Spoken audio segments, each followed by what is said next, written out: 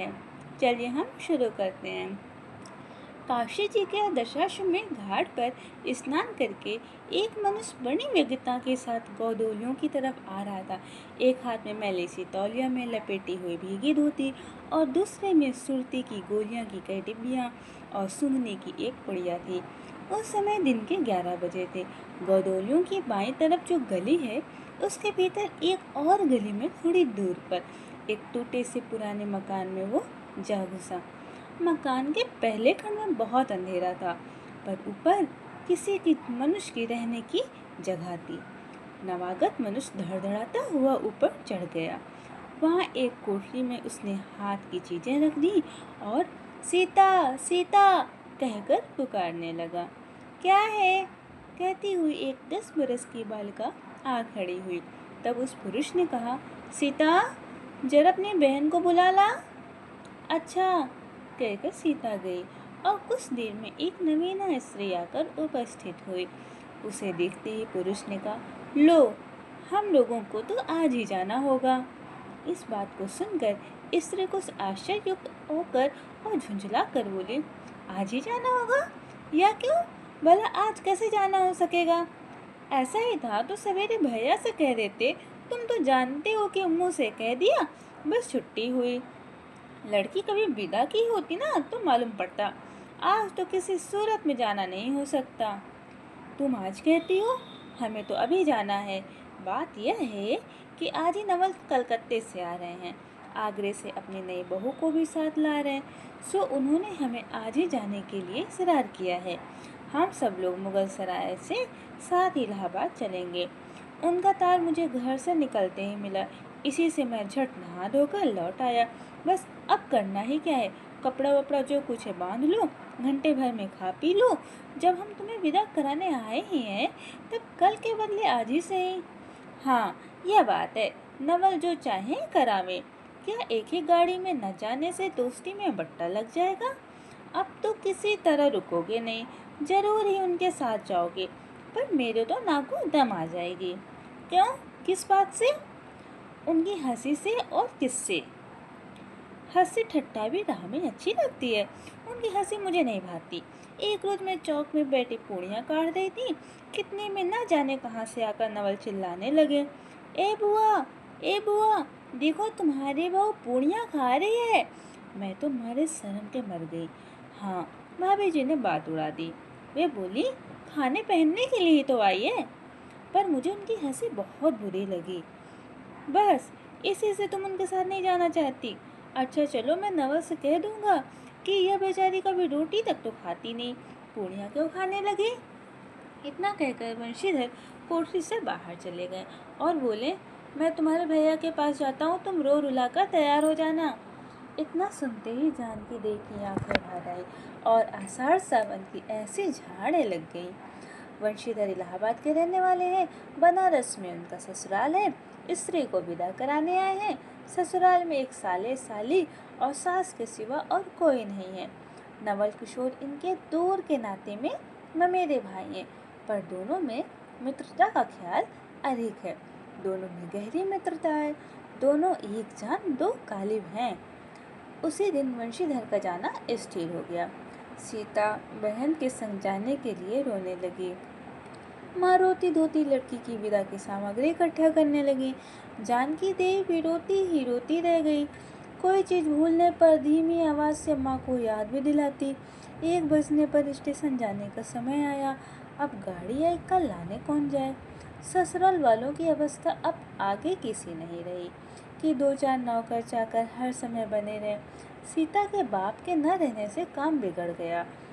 पैसे वाले के यहाँ नौकर चाकरों की सेवा और 2-4 खुशामदी भी घेरे रहते हैं। छूछे को कौन पूछे। एक कहारिन है, सो भी इस समय वह कहीं गई है। साले राम की तबीयत अच्छी नहीं, वे घर घड़ी बिछौने से बातें करते हैं। देश पर भी आप कहने लगे, मैं ही धीरे धीरे जाकर कोई सवारी ले आता हूँ, नज़दीक तो है। वंशीधर बोले, नहीं नहीं, तुम क्यों तकलीफ करोगे, मैं जाता हूँ। जाते जाते वंशीधर विचारने लगे कि इक्के की सवारी तो भले घर के स्त्रों में बैठने लायक नहीं होती, क्योंकि एक इतने ऊंचे पर चढ़ना पड़ता है, दूसरे पराये पुरुष के संग एक साथ बैठना पड़ता है। मैं एक पालकी गाड़ी ही लेकर आता हूँ, इसमें सब तरह का आराम रहता है। पर जब गाड़ी वाले ने 1.5 रुपया किराया मांगा, तब वंशीधर ने कहा, चलो इक्का ही सही, पहुँचने से काम। कुछ नवल किशोर तो यहाँ से साथ है नहीं, इलाहाबाद में देखा जाएगा। वंशीधर इक्का ले आए और जो कुछ असबाब था इक्के पर रखकर आप भी बैठ गए। जानकी देवी बड़ी विकलता से रोती हुई इक्के पर जा बैठी। पर इस स्थिर संसार में स्थिरता कहाँ, यहाँ कुछ भी स्थिर नहीं है। इक्का जैसे जैसे आगे बढ़ता गया, वैसे जानकी की रुलाई भी कम होती गई। सिकरौल के स्टेशन के पास पहुँचते पहुँचते जानकी अपनी आंखें अच्छी तरह पोंछ चुकी थीं। दोनों चुपचाप चले जा रहे थे कि अचानक वंशीधर की नज़र अपनी धोती पर पड़ी और अरे एक बात तो हम भूल ही गए कहकर पछता से उठे। इक्के वाले के कान बचाकर जानकी जी ने पूछा, क्या हुआ, कोई जरूरी चीज भूल गए क्या? नहीं, एक देशी धोती पहनकर आना था, सो भूलकर विलायती ही पहन आए। नवल कट्टर स्वदेशी है ना, वे बंगालियों से भी बढ़े गए हैं। देखेंगे तो 2-4 सुनाएंगे। और बात भी ठीक है, नाहक विलायती चीजें मोल लेकर क्यों रुपए की बर्बादी की जाए। देशी लेने से भी दाम लगेगा ही सही, पर रहेगा तो कम से कम देश में। जानकी जरा भाव में टेढ़ी करके बोली, धोती तो धोती, पहनने से काम, क्या यह बुरी है? इतने में स्टेशन के कूलियों ने आ घेरा। वंशीधर एक कूली करके चले। इतने में इक्के वाले ने कहा, इधर से टिकट लेते जाइए, पुल के उस पार तो 1.5 दर्जे का टिकट मिलता है। वंशीधर फिर कर बोले, अगर मैं 1.5 दर्जे का टिकट लूँ तो? इक्के वाला चुप हो गया। इक्के की सवारी देखकर इसने ऐसा कहा। यह कहते हुए वंशीधर आगे बढ़ गए।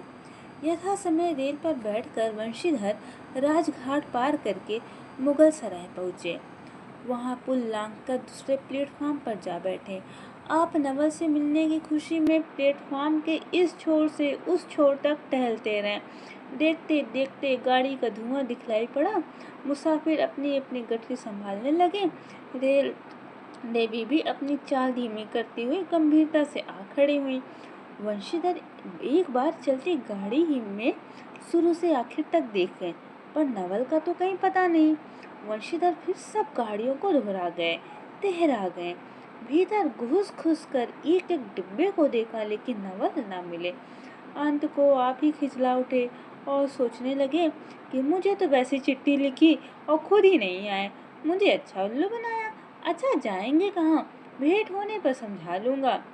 सबसे अधिक सोच तो इस बात का था कि जानकी सुनेगी तो ताने पर ताना मारेगी, पर अब सोचने का समय नहीं। रेल की बात ठहरी। वंशीधर झट गए और जानकी को लाकर जनानी गाड़ी में बिठाया। वह पूछने लगी, नवल की बहू कहाँ है? वह नहीं आए, कोई अटकाव हो गया? कहकर आप बगल वाले कमरे में जा बैठे। टिकट तो 1.5 का था, पर 1.5 दर्जे का कमरा कलकत्ते से आने वाले मुसाफिरों से भरा था, इसलिए तीसरे दर्जे में बैठना पड़ा। जिस गाड़ी में वंशीधर बैठे थे, उसके सब कमरों में मिलाकर कुल 10-12 ही स्त्रियां पुरुष थे। समय पर गाड़ी छूटी। नवल की बातें और न जाने क्या अगड़ बगड़ सोचते गाड़ी कई स्टेशन पार करके मिर्जापुर पहुंचे। मिर्जापुर में पेटराम की शिकायत शुरू हुई। उसने सुझाया कि इलाहाबाद पहुंचने में अभी देरी है। चलने के झंझट में अच्छी तरह उसकी पूजा किए बिना वंशीधर ने बनारस छोड़ा था, इसलिए आप झट प्लेटफॉर्म पर उतरे और पानी के बम्बे से हाथ मुंह धोकर एक खोचे वाले से थोड़ी सी ताजी पूड़ियाँ और मिठाई लेकर निराले में बैठ अपने ठिकाने पहुँचाया। पीछे से जानकी की याद आई। सोचा कि पहले पूछ लें, तब कुछ मोल लेंगे, क्योंकि स्त्रियां नटखट होती हैं, वे रेल पर खाना नहीं पसंद करती। पूछने पर वही बात हुई। तब वंशीधर लौट कर अपने कमरे में आ बैठे। यदि वे चाहते तो इस समय ड्योढ़े पे बैठ जाते, क्योंकि अब भीड़ कम हो गई थी, पर उन्होंने थोड़ी देर के लिए कौन बखेड़ा करे। वंशीधर अपने कमरे में बैठे तो दो एक मुसाफिर अधिक देख पड़े। आगे वालों में से एक उतर भी गया था। जो लोग थे सब तीसरे दर्जे के योग्य जान पड़ते थे। अधिक सब कोई थे तो वंशीधर ही थे। उनके कमरे के पास वाले कमरे में एक भले घर की स्त्री बैठी थी। वह बेचारी सिर से पैर तक ओढ़े, सिर झुकाए, एक हाथ लंबा घूंघट काढ़े कपड़े की गठरी सी बनी बैठी थी। मुंशीधर ने सोचा इसके संग वाले भद्र पुरुष के आने पर उनके साथ बातचीत करके समय बितावेंगे। एक दो करके तीसरी घंटी बची। तब वह स्त्री कुछ अचकचा कर थोड़ा सा मुंह खोल जंगले के बाहर देखने लगी। ज्यों ही गाड़ी छूटी वह मानो कांप से उठी। रेल का देना लेना तो हो ही गया था, अब उसकी किसी की क्या परवाह। वह अपने स्वाभाविक गति से चलने लगी। प्लेटफॉर्म पर भीड़ भी न थी, केवल दो चार आदमी रेल की अंतिम विदाई तक खड़े थे। जब तक स्टेशन दिखाई दिया तब तक वह बेचारी बाहर देखती रही, फिर अस्पष्ट शब्दों से रोने लगी। उस कमरे में तीन चार प्रौढ़ा ग्रामीण स्त्रियां भी थीं। एक तो उसके पास ही थी। कहने लगी, अरे इनकर मनाई तो नहीं आई, ओ देख लो रोवल का थई। दूसरी, अरे दूसरा गाड़ी में बैठे हुई हैं। पहली, डर रही, ये जनानी गाड़ी थेड़े हैं।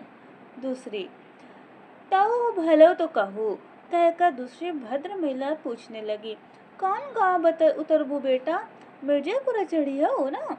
इसका जवाब में उसने जो कहा सो वह सुन न सकी। तब पहले बोली, हट हम पूछे, हम कहाँ कहाँ उतरबू, आए इलाहाबाद। दूसरी, इलाहाबाद कौन गाँव हो गईया। पहली, अरे नहीं जाना लो, प्रयाग जी जहाँ मने मकर नहाया जाला। दूसरी, भला प्रयाग जी कहे न जानी, तोहरे पंच के धर्म से 4 बार ज्यादा नहाए चुके। ऐसो हो सोमवारी गहन दका लाग रहा तो काशी के नहाए गए रहें। इस तरह सभी ग्रामीण महिलाएं अपनी अपनी भाषा में बातें करने लगीं। इस तरह उनकी बेसिर पैर की बातें सुनते सुनते वंशीधर ऊब उठे। तब वे उन स्त्रियों से कहने लगे, तुम तो नाहक उन्हें और भी डरा रही हो। जरूर इलाहाबाद तार गया होगा और दूसरी गाड़ी से वे भी वहां पहुंच जाएंगे। मैं भी इलाहाबाद ही जा रहा हूँ, मेरे संग भी स्त्रियां हैं। जो ऐसा ही है तो दूसरी गाड़ी के आने तक मैं स्टेशन पर रुक जाऊंगा। तुम लोगों में से यदि कोई प्रयाग उतरे तो थोड़ी देर के लिए स्टेशन पर रुक जाना। इनको अकेले छोड़ देना उचित नहीं है। यदि पता मालूम हो जाएगा तो मैं इन्हें ठहरने के स्थान तक भी पहुंचा दूंगा। वंशीधर की इन बातों से उन स्त्रियों की वाकधारा दूसरी ओर बह चली। हाँ, यह बात तो आप भली कही। नाही भैया, हम पंच कही कैसे कुछ न कही। अरे एक के एक न करे तो दुनिया कैसे चले। इस तरह के ज्ञान गाथा होने लगी।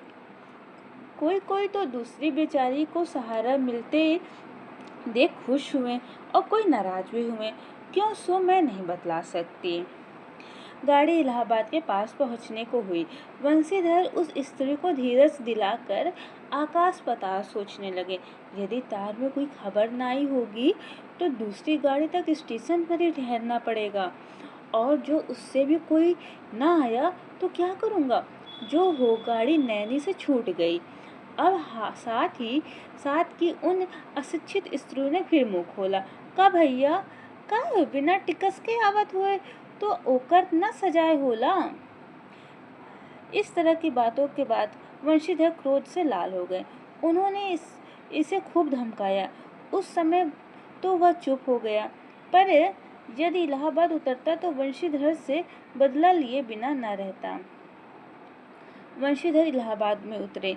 एक बुढ़िया को भी वहीं उतरना था। उससे उन्होंने कहा कि उनको भी अपने संग उतार लो। फिर उस बुढ़िया को उस स्त्री के पास बिठाकर आप जानकी को उतारने गए। जानकी से सब हाल कहने पर वह बोली, अरे जाने भी दो, किस बखेड़े में पड़े हो। पर वंशीधर ने न माना।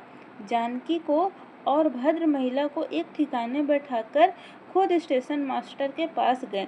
वंशीधर के जाते ही वह बुढ़िया, जिसे उन्होंने रखवाली के लिए रख छोड़ा था, किसी बहाने से भाग गई। अब तो वंशीधर बड़े असमंजस में पड़े। टिकट के लिए बखेड़ा हो गया, क्योंकि वह स्त्री बेटिकट है। लौट कर आए तो किसी को न पाया। अरे ये सब कहाँ गईं? यह कहकर चारों तरफ देखने लगे, कहीं पता नहीं। इस पर वंशीधर घबराए। आज कैसी बुरी साइड से घर से निकले, एक के बाद दूसरी आफत में फंसते चले आ रहे हैं। इतने में अपने सामने उस ढुलाई वाली को आते देखा। तू ही उन स्त्रियों को कहीं ले गई है। इतना कहना था कि ढुलाई वाली से मुंह खोलकर नवल किशोर खिलखिला उठे। अरे यह क्या, सब तुम्हारी ही करतूत है। अब मैं समझ गया कैसा गजब तुमने किया। ऐसी हंसी मुझे नहीं अच्छी लगती। मालूम होता कि वह तुम्हारी ही बहू है। अच्छा तो वो गई कहाँ? ये लोग पालकी गाड़ी में बैठी हैं, तुम भी चलो। नहीं, मैं अब हाल सुन लूँगा तब चलूँगा। हाँ, यह तो कहे तुम मिर्ज़ापुर में कहाँ से निकले? मिर्ज़ापुर नहीं, मैं कलकत्ते से, बल्कि मुगल सराय से तुम्हारे साथ आ रहा हूँ। तुम जब मुगल सराय में मेरे लिए चक्कर लगाते थे, तब मैं 1.5 दर्जे के ऊपर वाले बेंच पर लेटकर तुम्हारा तमाशा देख रहा था। फिर मिर्ज़ापुर में जब तुम पेट के धंधे में लगे थे, मैं तुम्हारे पास से निकल गया, पर तुमने देखा नहीं। मैं तुम्हारे गाड़ी में जा बैठा, सोचा तुम्हारे आने पर प्रकट होऊंगा, फिर थोड़ी देर और देख लें। करते करते यहाँ तक नौबत आ पहुँची। अच्छा अब चलो, जो हुआ उसे माफ़ करो। यह सुन वंशीधर प्रसन्न हो गए। दोनों मित्रों में बड़े प्रेम से बातचीत होने लगी। वंशीधर बोले, मेरे ऊपर जो कुछ बीती सो बीती, पर वह बेचारी जो तुम्हारे गुणवान के संग पहले भी बार रेल से आ रही थी, बहुत तंग हुई। उसे तो तुमने नाहक रुलाया, बहुत डर गई थी। नहीं जी, डर किस बात का, हम तुम दोनों गाड़ी में थे ना। हाँ, पर यदि मैं स्टेशन मास्टर से इतला कर देता तो बखेड़ा खड़ा हो जाता ना। अरे तो क्या, मैं मर थोड़े ही गया था। 4 हाथ की दुलाई की बिसात ही कितनी। इस तरह बातचीत करते करते दोनों गाड़ी के पास आए। देखा तो दोनों मित्र बंधुओं में खूब हंसी हो रही है। जानकी कह रही थी, अरे तुम क्या जानो, इन लोगों की हंसी ऐसी ही होती है। हंसी में किसी के प्राण भी निकल जाएं तो भी इन्हें दया ना आवे। खैर, दोनों मित्र अपनी अपनी घर वाली को लेकर राजी खुशी घर पहुँचे, और मुझे भी उनका यह राम कहानी लिखने से छुट्टी मिली। धन्यवाद।